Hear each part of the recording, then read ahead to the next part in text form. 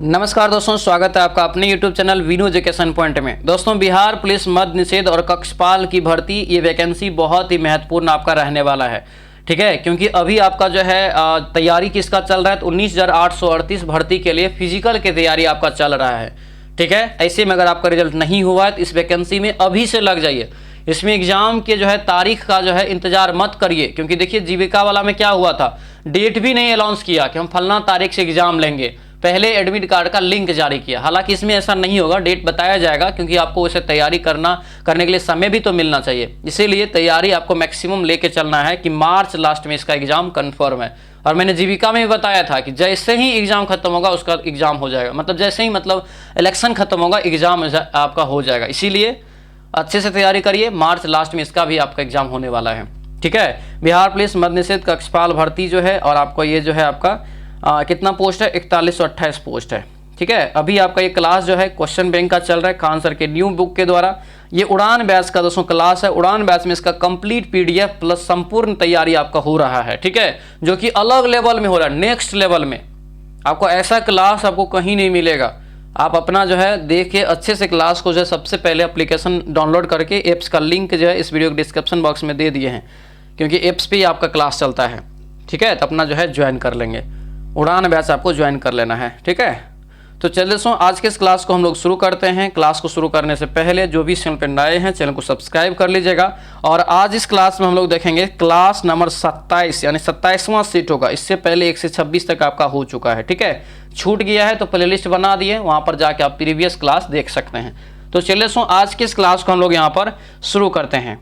तो चलिए यहाँ पे दोस्तों आज की इस क्लास को शुरू करते हैं। ठीक है, पहला यहाँ पे प्रश्न देखिए क्या पूछा जा रहा है कि प्रतिनिधित्व नहीं तो कर नहीं का नारा जो है किस घटना का परिणाम है, ये बताना है। तो ये परिणाम जो है किस घटना का, तो ये स्टंप एक्ट हो जाएगा। क्या होगा, Stamp Act. Option number C आपका राइट आंसर होगा। ठीक है, और ये स्टंप एक्ट जो है ब्रिटिश संसद में दोस्तों ये 1765 में जो है पारित हुआ था। ये भी आपको याद रखना है, कई बार एग्जाम में क्वेश्चन जो है पूछा जा चुका है, ध्यान रखेंगे। ठीक है, अगला क्वेश्चन यहाँ पे है जालियांवाला बाग हत्याकांड जो है कहाँ हुआ था। जालियांवाला बाग हत्याकांड कहाँ हुआ था, ध्यान रखेंगे, अमृतसर पंजाब में। कहाँ हो जाएगा, अमृतसर के पंजाब में हो जाएगा। आंसर ये ए आपका दोस्तों करेक्ट आंसर होगा। ठीक है, ये आपको हुआ था कब, तो 13 अप्रैल को दोस्तों ये आपका हुआ था 1919 में। आंसर ये ए आपका करेक्ट आंसर हो जाएगा। अगला क्वेश्चन यहाँ पे है कि भारत एक डैश राष्ट्र है, ये बताइए। तो भारत एक कौन सा राष्ट्र है, तो भारत एक जो है धर्मनिरपेक्ष राष्ट्र है। आंसर ये ए हो जाएगा। मतलब ये समान यहाँ पे जो है सभी धर्मों को जो है एक तरह से समान जो है व्यवहार है यहाँ पर। ठीक है, मतलब कोई भारत का जो है एक तरह से एक नहीं होता एकमात्र धर्म, ऐसा कुछ नहीं है। ठीक है, समान भेदभाव दोस्तों कुछ भी नहीं है, आपको एक समान सभी धर्मों को जो है मान्यता दिया गया है। अगला यहाँ पे है भारत में दलविहीन जनतंत्र की परिकल्पना किसमें जो है किसने जो है प्रस्तावित किया था। दलविहीन जनतंत्र, राइट आंसर 4 का क्या होगा, तो ये बी हो जाएगा, जयप्रकाश नारायण। क्या होगा, Jayaprakash Narayan. Option number B आपका बिल्कुल राइट आंसर होगा, बी याद रखेंगे।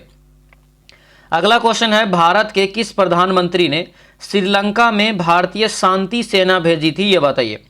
नहीं, भारत के किस प्रधानमंत्री ने श्रीलंका में भारतीय शांति सेना भेजी थी। 5 का करेक्ट आंसर क्या होगा, तो ये आपका सी होगा, राजीव गांधी करेक्ट आंसर होगा। क्या होगा, राजीव गांधी। आंसर ये सी आपका राइट हो जाएगा।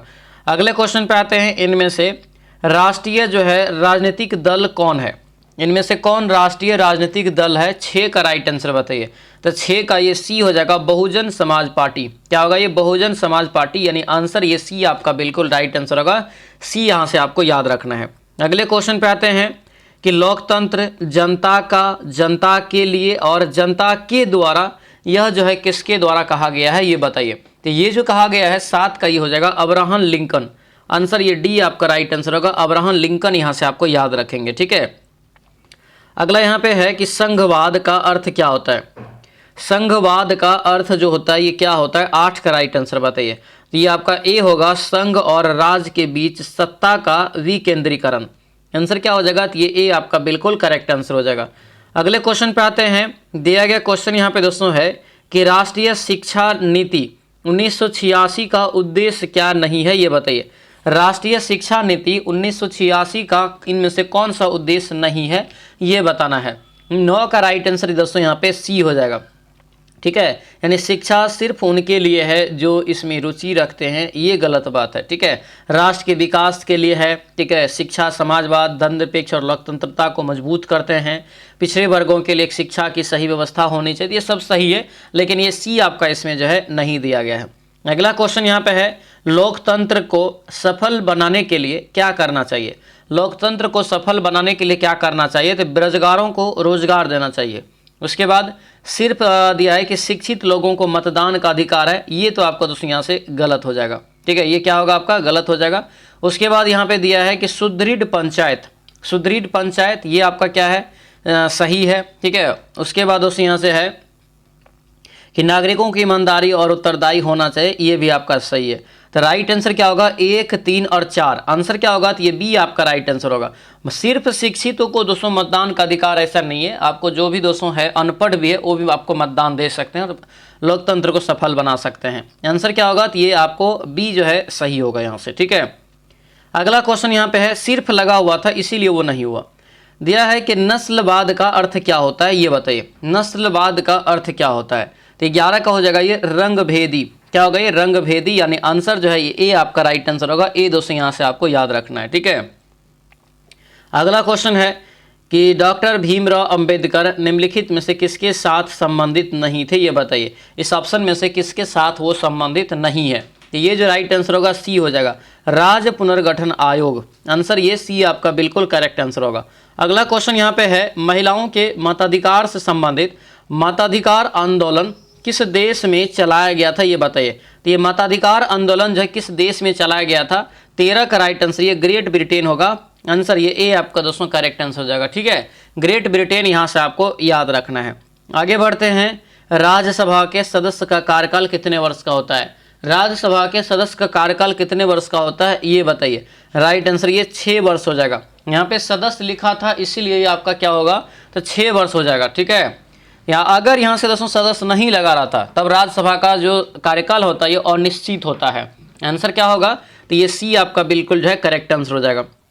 अगला क्वेश्चन है, पंचायत समिति के सदस्य अक्सर जो है डैश वर्ष के लिए चुने जाते हैं। चाहे पंचायत समिति के सदस्य हो, चाहे मुखिया हो, वार्ड सदस्य हो, तो ये पंचायत के दोस्तों जो आपको सदस्य का कार्यकाल जो होता है ये 5 वर्षों का।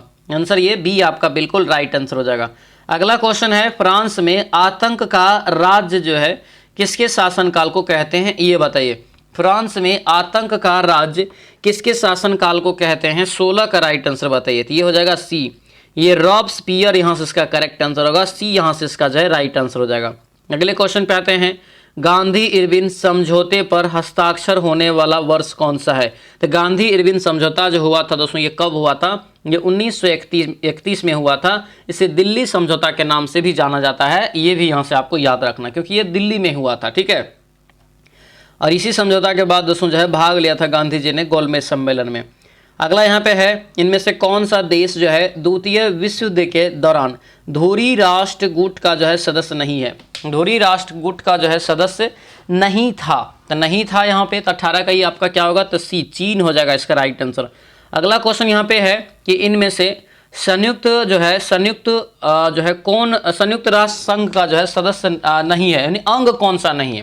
संयुक्त राष्ट्र संघ जो है उसका एक राष्ट्र संघ का अंग कौन सा नहीं है? तो ये 19 का हो जाएगा दोस्तों ये विश्व स्वास्थ्य संघ, ये जो है यहाँ पे नहीं है। बाकी सभा, सचिवालय, परिसर, ठीक है, सुरक्षा परिषद, ये सब आपका है। अगला क्वेश्चन है, संयुक्त राष्ट्र का चार्टर कहाँ तैयार हुआ था? तो संयुक्त राष्ट्र का चार्टर जो है ये सैन फ्रांसिस्को में ये तैयार हुआ था। आंसर ये ए आपका करेक्ट आंसर हो जाएगा। अगले क्वेश्चन पे आते हैं, गांधी जी दक्षिण अफ्रीका से भारत कब लौटे थे? गांधी जी दक्षिण अफ्रीका से भारत जो लौटे थे ये कब लौटे थे? तो ये 1915 में। कब? 1915 में गांधी जी दक्षिण अफ्रीका से भारत आए 9 जनवरी को।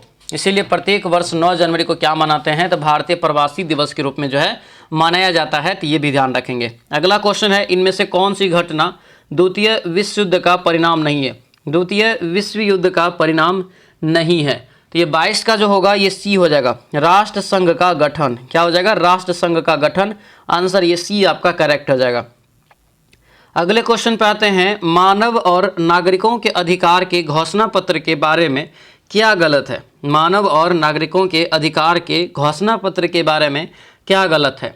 तो इसका ये क्या होगा, तो ये बी हो जाएगा। इनमें जो है स्वतंत्रता, समानता और बंधुत्व को अपनाया। आंसर ये सी आपका जो है करेक्ट आंसर होगा। तो ये आपका राइट आंसर होगा बी। अगला यहाँ पे देखेंगे क्या दिया है, सही को सुमेलित करिए। कौन इसमें से सही है वो बताना है, ठीक है। तो यहाँ पर अगर देखेंगे तो ये आपका जो है सी हो जाएगा। राष्ट्रीय स्वयंसेवक संघ जो है जिसे आरएसएस बोलते हैं, आरएसएस की स्थापना 1925 में होता है, ये आपका सही है। हेडगवार के द्वारा ये किया जाता है। कहाँ पर, तो ये जो है दोस्तों मुंबई में किया जाता है, लेकिन इसका मुख्यालय पूछे कहाँ पर है, तो ये आपको नागपुर में है, नागपुर महाराष्ट्र में, ठीक है। अगला क्वेश्चन पे आते हैं। औरंगजेब की मृत्यु के पश्चात किस नेता के नेतृत्व में जाट काफ़ी शक्तिशाली हुए, ये बताइए। जाट जो है काफ़ी शक्तिशाली हुए। तो राइट आंसर ये आपका सी होगा, चूड़ामन। क्या होगा, चूड़ामन। आंसर ये सी आपका बिल्कुल राइट आंसर हो जाएगा। अगले क्वेश्चन पे आते हैं कि पेशावर एवं काबुल किसके जो है मध्य में एक दूसरे से जुड़े हैं। पेशावर एवं काबुल किसके मध्य में एक दूसरे से जुड़े हुए हैं। 26 का राइट आंसर, तो ये खैबर दर्रा हो जाएगा। क्या होगा ये, खैबर दर्रा, यानी आंसर जो है ए आपका बिल्कुल राइट आंसर हो जाएगा। दिया है अगला क्वेश्चन, फर क्या है, फर वनस्पति निम्नलिखित में से किससे संबंधित है, ये बताइए। फर वनस्पति जो है किससे संबंधित है, तो ये आपका होगा अल्पाइन वन से। क्या हो जाएगा, अल्पाइन वन, यानी आंसर ये सी आपका राइट आंसर हो जाएगा। अगला क्वेश्चन है कि नाथुला दर्रा डैश राज्य में स्थित है, ये बताइए। यानी कि नाथुला दर्रा जो है किस राज्य में है, तो नाथुला दर्रा हो जाएगा ये सिक्किम में। कहाँ पर, सिक्किम में। आंसर ए हो जाएगा। अगले क्वेश्चन पे आते हैं। वनस्पति जो विषुवत रेखीय वनों से संबंधित नहीं है वह कौन सा है, यानी कौन सी वनस्पति यहाँ पे विषुवत रेखीय वन से संबंधित नहीं है, तो ये आपका होगा अकेसिया। अकेसिया दोस्तों इससे नहीं है, बाकी महोगनी, रोजवुड, आयरनवुड ये सभी विषुवत रेखीय वन में पाया जाता है। अगला क्वेश्चन है, नदी जो दोस्तों बिहार का शौक कहलाती है कौन सी नदी है, तो बिहार का शौक नदी किसे कहा जाता है, तो ये कोसी नदी को कहा जाता है। किसे कहा जाता है, कोसी नदी को, यानी आंसर जो है ये सी आपका बिल्कुल जो है करेक्ट आंसर हो जाएगा, सी याद रखना। अगला क्वेश्चन यहाँ पे है, चंद्रमा की जो है घूर्णन अवधि कितना है, चंद्रमा की घूर्णन अवधि जो है कितना है ये बताइए। तो ये हो जाएगा 28 दिन। क्या होगा ये, 28 दिन, यानी आंसर जो है ये बी आपका बिल्कुल राइट आंसर होगा। ये 28 दिन यहाँ से दोस्तों याद रखेंगे। अगला क्वेश्चन है, तमिलनाडु में शीतकालीन वर्षा का कारण क्या है। तमिलनाडु में दोस्तों शीतकालीन में वर्षा होता है, मतलब हम लोगों को जब शीतकालीन यहाँ पे रहेगा, ठंडी रहेगा, तो वहाँ पे वर्षा होता है। तो ये होता है दोस्तों लौटती मानसून के कारण, और लौटती मानसून को कहते हैं उत्तर पूर्व मानसून। आंसर क्या होगा, ए हो जाएगा। जनरली जो भारत में वर्षा होता है, या हम लोगों को जो वर्षा होता है, वो दक्षिण पश्चिम मानसून से होता है, और सर्वाधिक वर्षा भारत में इसी मानसून से होता है, ठीक है। अगला क्वेश्चन है, प्रायद्वीपीय भारत की सबसे जो है बड़ी नदी कौन सी है। आपके दिमाग में ये भी क्वेश्चन कभी कभी आता होगा कि सर प्रायद्वीपीय भारत का मतलब क्या होता है। प्रायद्वीपीय भारत का मतलब हुआ कि वो 3 ओर से जल से घिरा हुआ हो, ठीक है। तो जब दक्षिण भारत आप जाएंगे तो आपको देखिए मिलेगा क्या, तब एक साइड से जो है बंगाल की खाड़ी से, इधर आपका हिंद महासागर से, ठीक है, और इधर आपका अरब सागर से, यानी 3 ओर से ये जल से जब घिरा हुआ क्षेत्र होगा तो उसे प्रायद्वीपीय के नाम से प्रायद्वीप कहते हैं, ठीक है।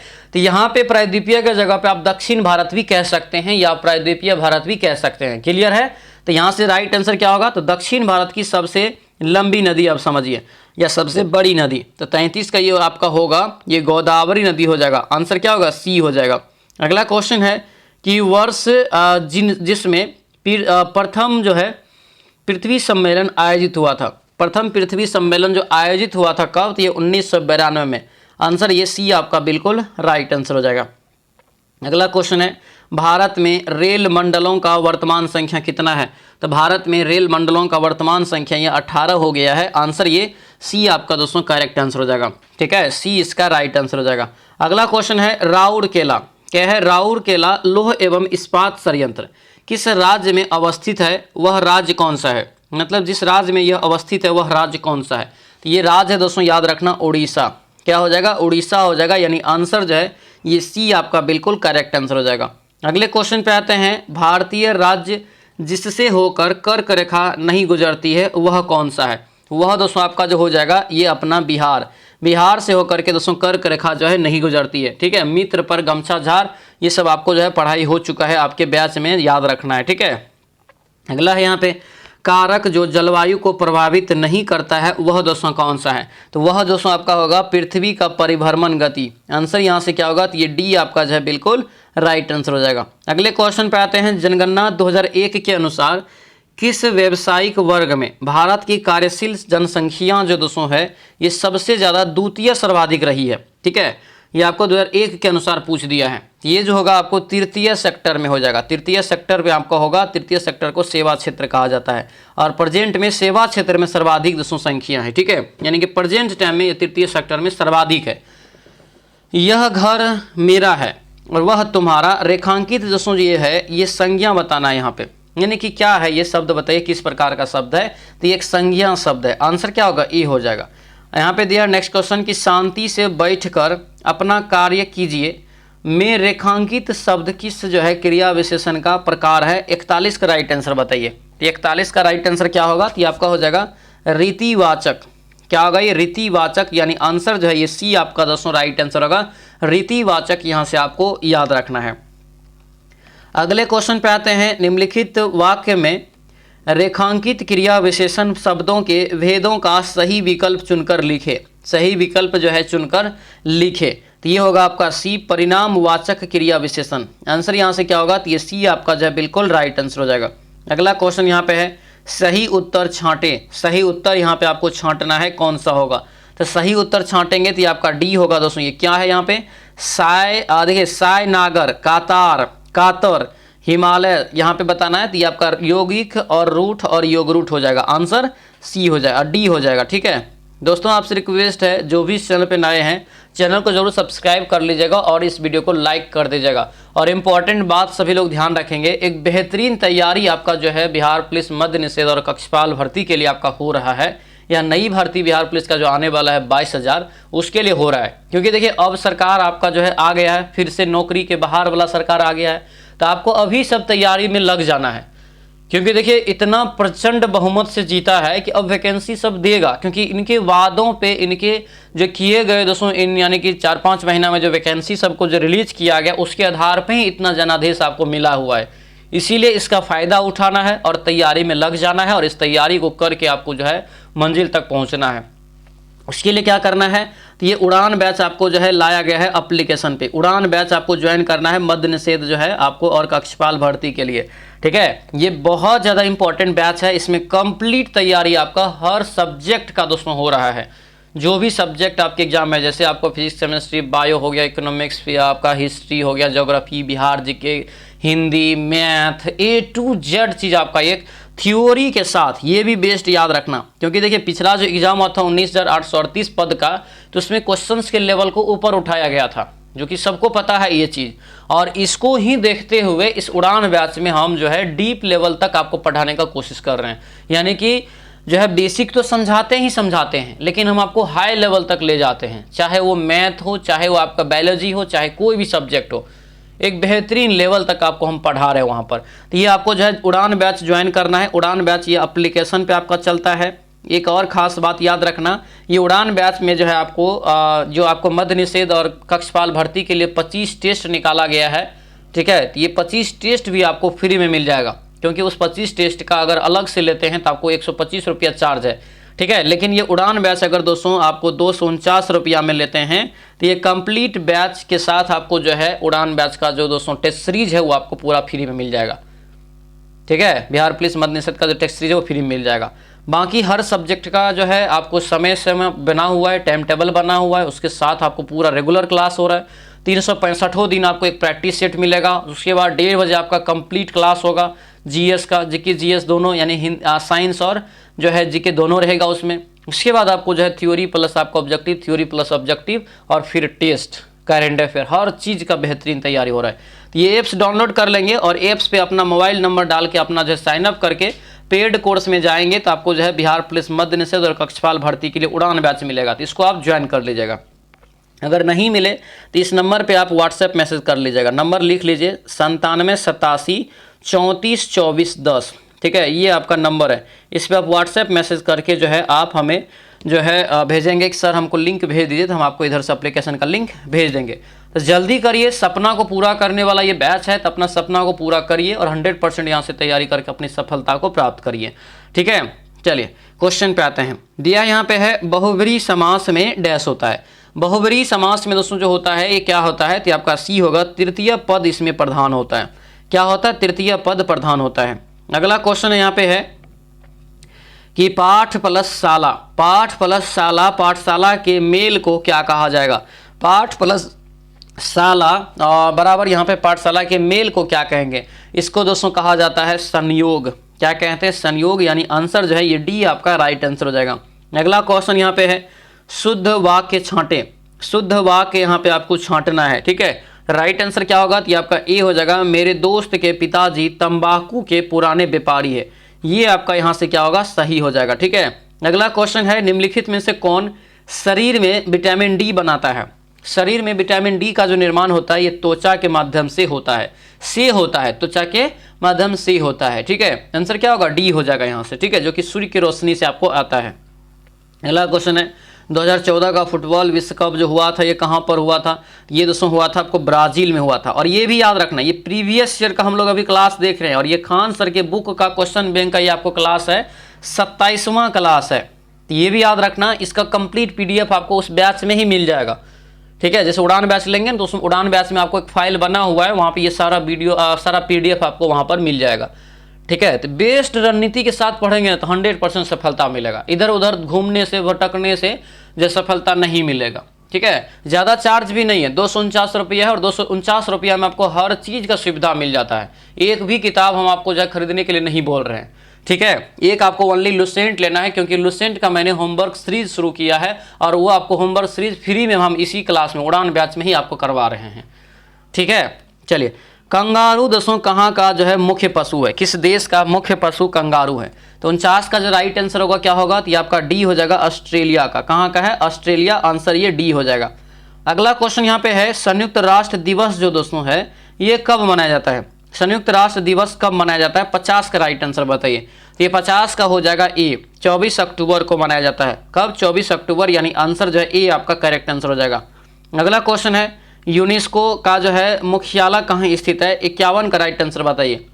यूनेस्को का मुख्यालय हो जाएगा पेरिस में, आंसर क्या होगा, ये सी हो जाएगा। और यूनेस्को का मुख्यालय तो पेरिस है, लेकिन यूनिसेफ अगर इसके जगह पर दे दे तो इसका मुख्यालय हो जाएगा न्यूयॉर्क में। ठीक है, अगला क्वेश्चन यहाँ पे देखेंगे क्या दिया है, संतोष ट्रॉफी। क्या है, संतोष ट्रॉफी किससे संबंधित है ये बताइए। तो ये हो जाएगा फुटबॉल से, आंसर क्या होगा, ए हो जाएगा। आगे बढ़ते हैं, जय जवान जय किसान का नारा किसने दिया, 53 का राइट आंसर बताइए। ये हो जाएगा दोस्तों लाल बहादुर शास्त्री।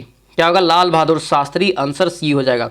अगला क्वेश्चन है fill in the blank by choosing the right option, neither New Year's even nor Valentine days a national holiday in India. Right answer जो होगा यहाँ से ये इज होना चाहिए यहाँ पे। ठीक है, अगला है फिल इन द ब्लैंक फिर से।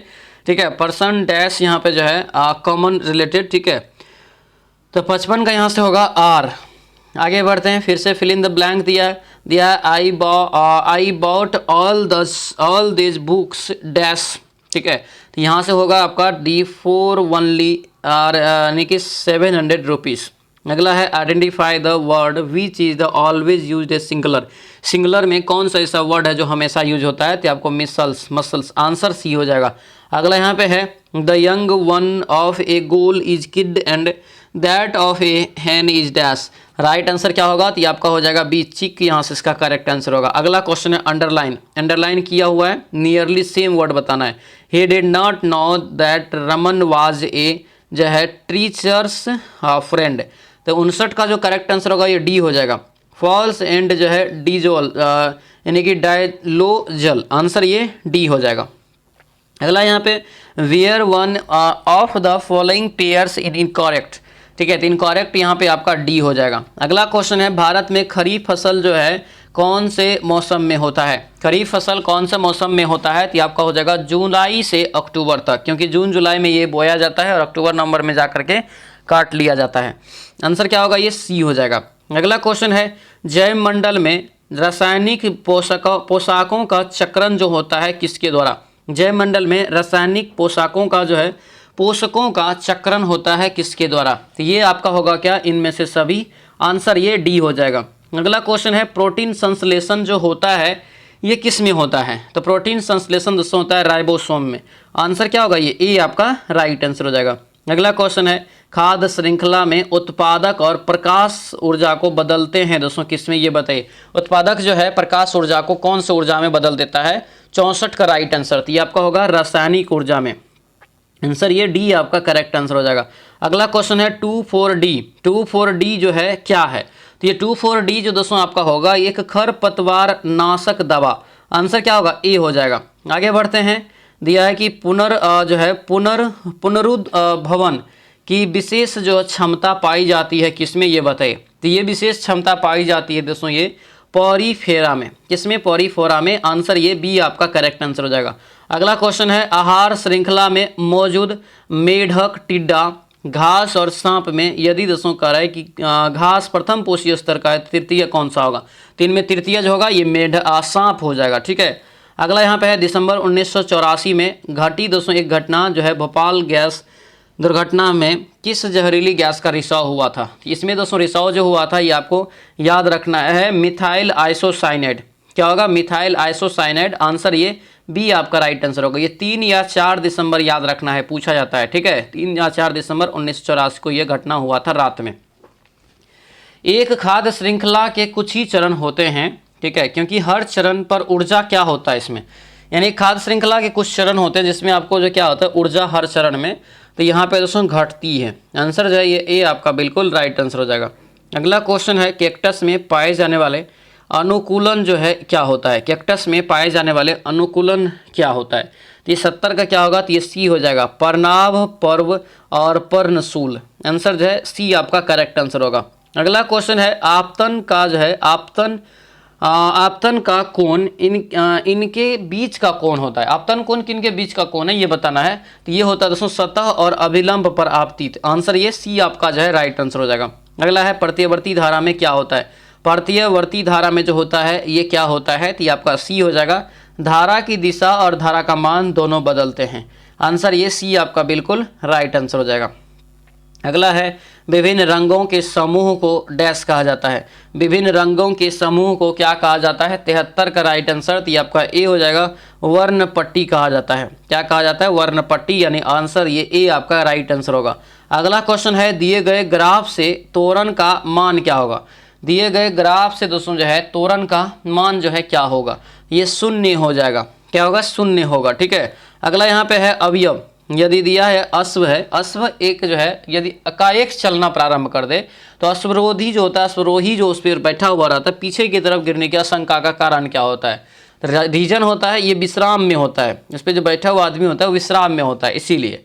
ठीक है, तो विश्राम जड़त्व इसका राइट आंसर होगा। अगला है किसी प्रतिरोध से प्रवाहित होने वाले विद्युत धारा के कारण उत्पन्न ऊष्मा जो होती क्या होती है? तो ये होता है दोस्तों एक विद्युत धारा के वर्ग के समानुपाती होती है।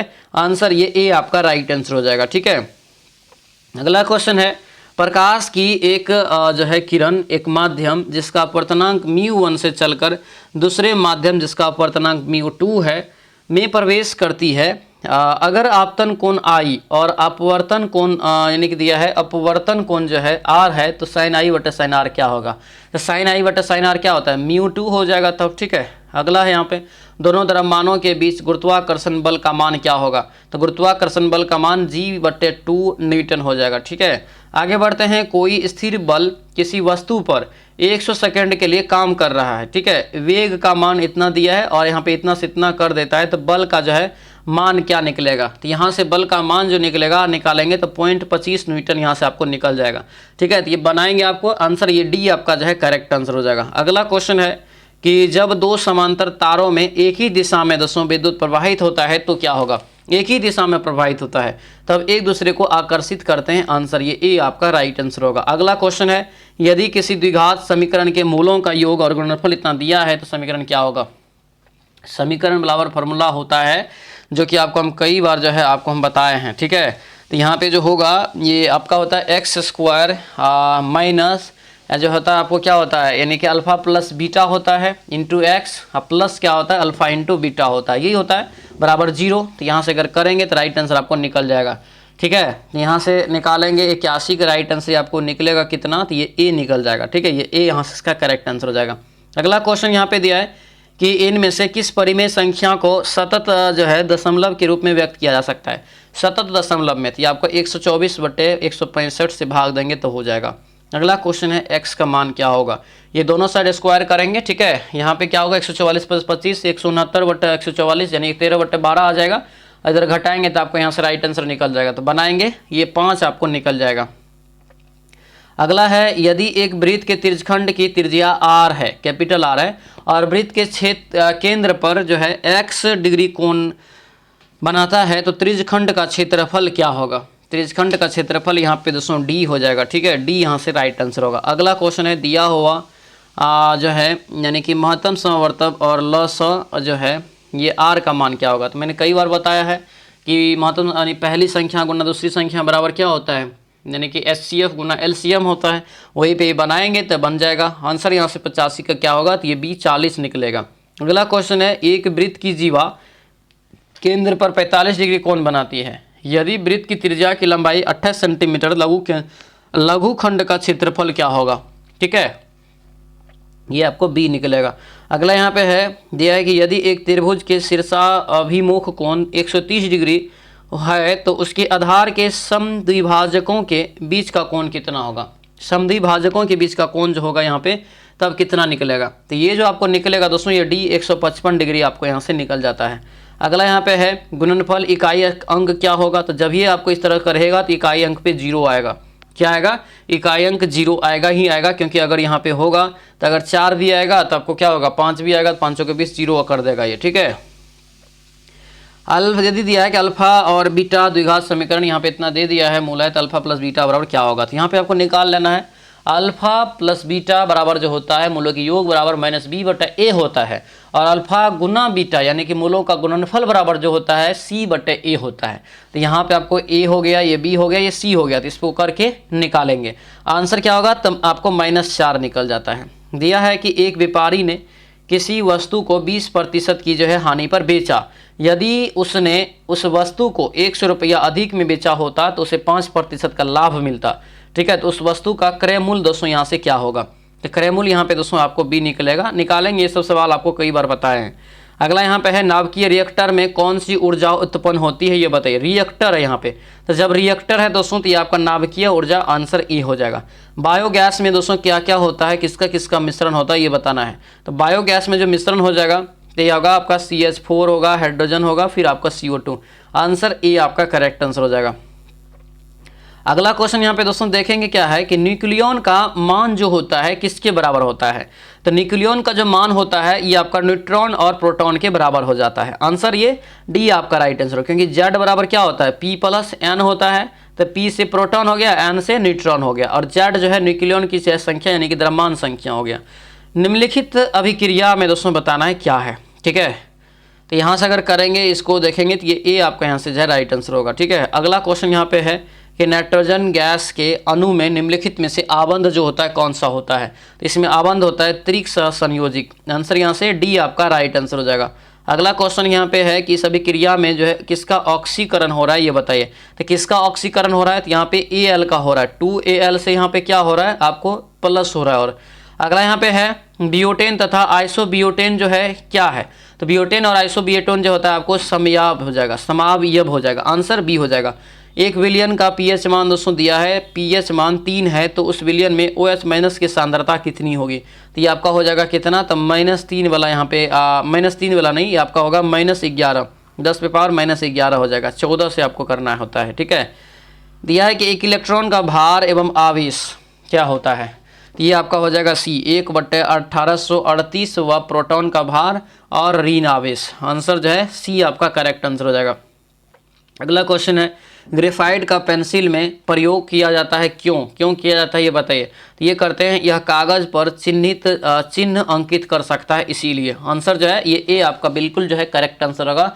ये ए दोस्तों यहाँ से आपको याद रखना है। तो ये था दोस्तों आप लोगों का जो है प्रीवियस ईयर का जो भी क्लास चल रहा है, ये आपको 27वां क्लास है। ठीक है, इसमें आपको टोटल 35 गो क्लास आएगा। ठीक है, उसके बाद हम आपको नया प्रैक्टिस सेट की शुरुआत करेंगे। ठीक है, जो कि आपको 35 सेट के बाद होगा। यानी कि 27वां सेट आज हम लोग कंप्लीट कर लिए। इससे पहले 1 से 26 तक हो चुका है, तो जिसका भी छूट गया है प्लेलिस्ट आपको बना दिए, तो वहाँ से जा करके अपना रिवीजन कर लीजिएगा। इसका कंप्लीट PDF आपको उड़ान बैच में मिलेगा और आपको पूरा सिलेबस की पूरा कंप्लीट तैयारी जो होता है, जिससे आपको निकल जाए एग्जाम, उसकी तैयारी इसी बैच में आपका हो रहा है। ये बैच आपको एप्लीकेशन पे चल रहा है। एप्लीकेशन का लिंक इस वीडियो के डिस्क्रिप्शन बॉक्स में दिया हुआ है। एप्लीकेशन अगर नहीं मिले तो आपको जो है इस नंबर पे व्हाट्सएप मैसेज कर लेना है, हम आपको इधर से एप्लीकेशन का लिंक भेज देंगे। ठीक है, तो अपना जो है सपना पूरा करने के लिए इस बैच को जरूर ज्वाइन करिएगा, क्योंकि इसमें 100% आपका सपना पूरा होगा और 100% रिजल्ट होगा। ठीक है, तो उम्मीद करते हैं ये पूरा क्लास आपको अच्छा लगा होगा। तो चलिए दोस्तों, मिलते हैं हम लोग नेक्स्ट वीडियो में। जय हिंद।